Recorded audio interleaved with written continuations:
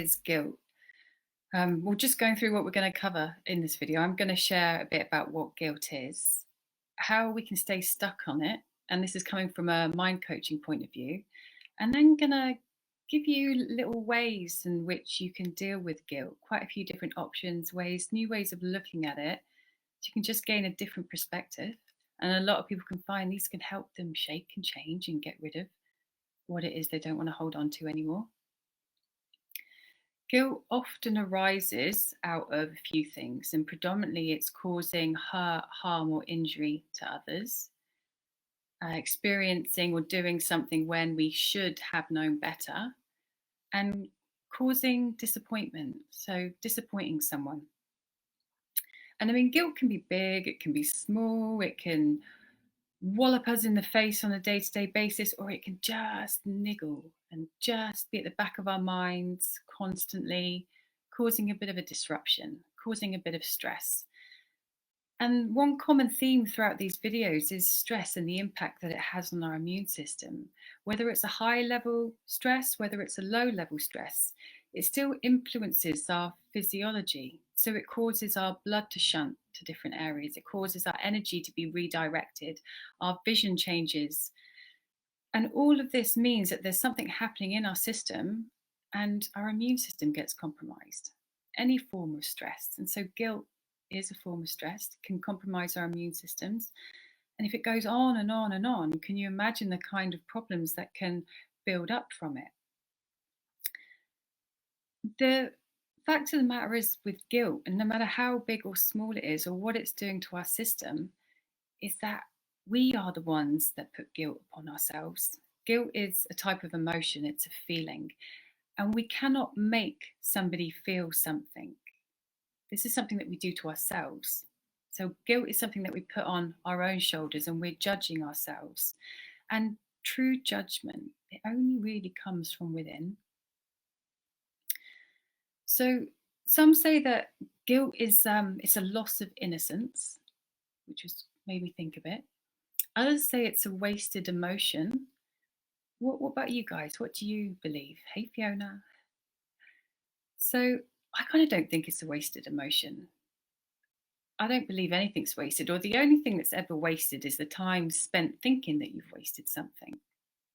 Everything has value, and I think guilt can be a real gift when we can see the lessons that it's teaching us. And that all sounds really nice, and it's lovely to think and to know and believe that every cloud is a silver lining, and I do totally believe this.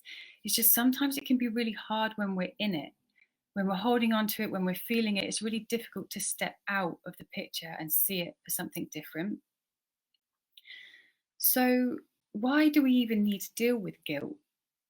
And I mean, maybe it's obvious for you guys why you want to deal with it. Maybe it's not so obvious for some. They just think, oh, but not only is it affecting us physically and our health and our well-being, compromising our immune system, it can also affect relationships. So whether they're personal relationships, friends, family, co-workers, it can prevent honesty. So preventing honesty with others, preventing honesty with ourselves. And it can cause addictions. So whenever there is something that's niggling, causing us a bit of a problem inside, then often we can resort to numbing the pain, to blocking it out, to distracting. And that's when addictions can come up. And it's not just the obvious addictions like drink and drugs, food, any kind of addictions like shopping, sex, exercise. All of these are not so obvious as some of the other ones, but they're all a form of distraction, of numbing the pain a bit. So, like we said, guilt is what we put on ourselves, and no one can make us feel guilty. So, it's recognizing that we're feeling something, and guilt can be a really heavy burden. It's something that people can really put on themselves, and it weighs a lot. And you know what? The guilt is such a heavy burden to carry because it can only come and only exist in places where you care. Kind of like that.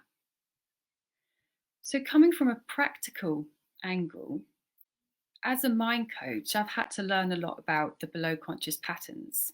Human behavior is founded upon patterns that we learn, that we absorb and adopt when we're younger.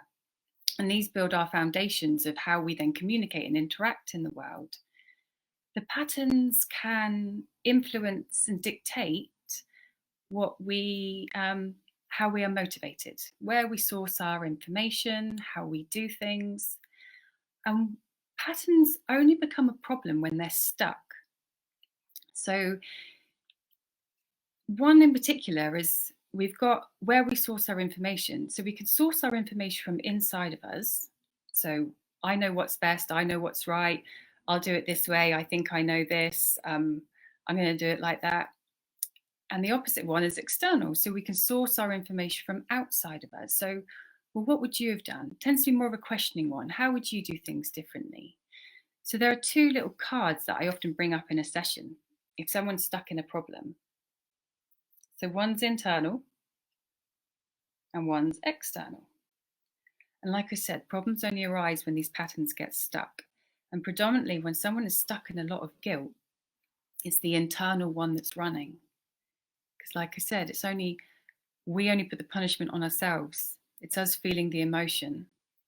And if we're stuck in the internal and we're constantly blaming ourselves, being harsh on ourselves, it's all because of what we believe. Like, I shouldn't have done that, I did it wrong, or blah, blah, blah. It's always coming from internal. So a simple thing sometimes to do is just to recognize. And when we know there is an opposite to the internal and external, what if you were to go external and just ask questions, what somebody else thinks, what somebody really saw or noticed? Another key one in the function of how the mind works is relative to doing something and being something. So if we're guilty of having done something, having said something, it's an action or it's a behavior. And then quite often we'll turn it into an identity. So maybe you did something stupid. It will go from doing something stupid to I am stupid. The moment you hear people turning the I've done something to I am, then the mind, then you know at that point they're going to be pretty stuck because our minds are designed to support our identities. If you guys had seen some of the previous videos on beliefs and values, and you'll get a bit of insight, you already have a bit of understanding in how our minds work and that they really do lever from our beliefs and our values. And our identities are key in this as well. And you probably see this a lot in I saw a little kid doing something on a YouTube video the other day. I think it jumped on a snail or something. And the mum was saying that's a really mean thing you did. But at the same time, she was giving him a hug and a kiss and just smiling. And so she was showing that she absolutely loves and adores him and letting him know that what he did, his action, was a bit mean and nasty. So as we get older, like I said, we are our own worst critics, okay? So we get harsh on ourselves. We did something stupid, and over time, as things evolve, we then begin to believe that we are stupid or we are wrong, we are guilty. So just invite yourself to recognize if you do feel like you've begun to claim it, just to recognize that it was an action, something that you did, a behavior, and then just notice how that sits with you. Does that feel a bit different? Hey, Michelle. Hey, Danny. Nice to see you guys. And with guilt, it's often a story, all right? So there's something that happened in the past that we did, and this is the key part as well. It happened in the past. So for us to feel guilty about something, we're dragging our past with us and taking it wherever we go, and often even taking it with us into the future. So at this point, we're not able to let go of something that once was. And there was a really beautiful interview that Oprah Winfrey was doing about guilt. And there was a gent from the audience who said his son was his biggest key in him being able to let go of all his guilt. Because his son said to him, he said, Dad, don't feel guilty. Because if you're feeling guilty, you're holding on to the past. If you're holding the past, you're not able to be present. You're missing out on the now. If you're missing out on the now, then you can't have a future. What a beautiful way of looking at it. So, what do you take from this? And with this as well, this is a really nice opportunity to recognize when we're doing a bit of time traveling, how much time have you traveled? Because if you were to look back and to see when the problem happened, who are you now? What's different? So, I mean, even something as simple like, do you look different? Do you sound different? Do you feel different? Are you the same person as when it happened then? And so often we're not. And the moment you recognize this on a below conscious level, you're actually upgrading your identity as well. You're able to recognize that you're not the same person, that really was just an action or a behavior. So you can separate yourself from the problem. So I'm just going to go through a few other methods now to help change back. Such lovely sunshine, but it's really bright.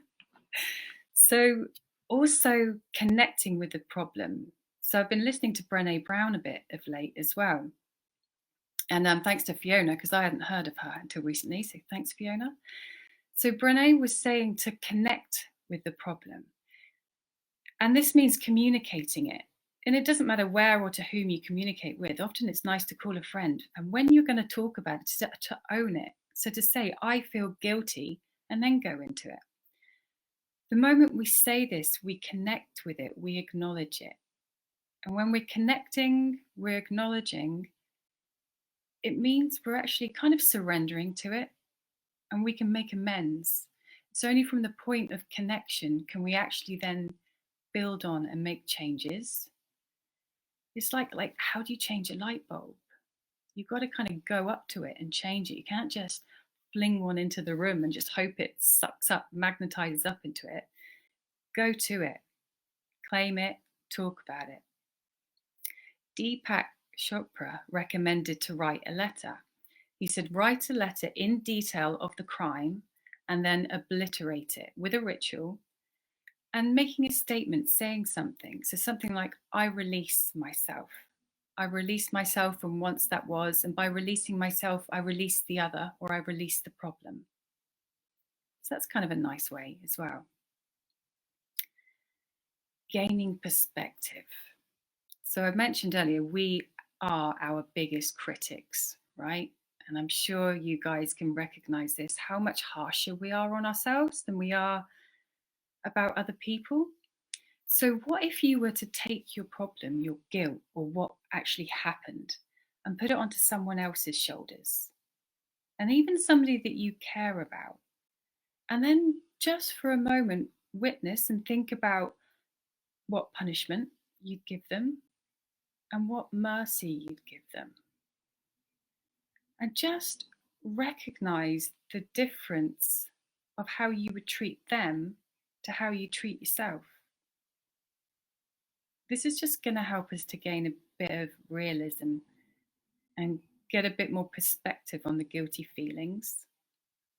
So just put it on, put it over to someone else, and just recognize how you treat somebody else. And another way to do this is a lot of all the identities that we have can be so very different. So we can be a mother, a sister, a daughter. We can be a work colleague. We've got different professions as we come into adults, different ways of looking at things. So what if you were to put the person you are at work, put your work hat on when you're thinking about the guilty problem, or put a different hat on, change the context. Like if it was a problem at home, put a work hat on. If it was a problem at work, put your mother hat on. How would you deal with it? Just get an opportunity to observe the problem with a different set of glasses. Just see how it feels. What do you notice? Often we can bring in different thoughts, different responses, more logical ones, because we've stepped out of the problem. And like I mentioned earlier, when we're in the problem, we've got those physiological stress responses happening. And this also means our blood is shunted within our brain as well. So it goes from our forebrain, our logical thinking, to our small brain. So if we're stressed, we're feeling guilty, we're actually a bit monkey-minded about it. All right, we're not thinking with our logical mind. So step out of it, have a think from a different point of view. Hey Anne, hey Claire. Any questions, guys? Just pop them into the comments and I will have a look at them. And mantras as well. Everyone's quite aware of what mantras are these days, and it's a really great way to flush through our system, get some new chemistry in. Every time we say a word, every time we think a thought, we're stimulating neurology. Okay, so we're firing up our brain. And at the exact times, though, we are producing chemicals in our body. So every word creates neurology, every word creates chemistry. When we say the same things a lot, or we go over the same things in our head, we can form an addiction to the chemistry, whether it's positive, negative, doesn't matter what, we do get addicted to it. So what can be really good is if guilt arises, is to say a mantra. And whether it's a mantra like, I am not that same person, I am living in the present, or think about something that you are proud of, something that you've done, something that you feel good about. And use this as an opportunity. When guilt comes up, think your proud thoughts, say you're proud, your mantra, and it will be flushing through the chemistry. You will be interrupting the old patterns, the old habits, and you'll be replacing them with new. Sometimes it can be a bit difficult at first. Just the simple act of remembering might be the hardest bit, but once you start, it just gets so much easier. It's a really lovely way just to flush your body through. So just imagine you had let go of all that guilt. If you had done things, you were able to talk about it, you were able to recognize it, see it from another point of view, just suppose you'd got rid of it all. Have a think for a moment about who you'd be. How would you be different? What would you notice? Who would you be now, having let that go? And the other differences that this would open up for you moving forward, just be able to respond differently, feel differently, and get a sense of new possibilities because you let it go. So just imagine and get creative with all the possibilities that would be because you changed again. And remember that you can only feel guilty because you care.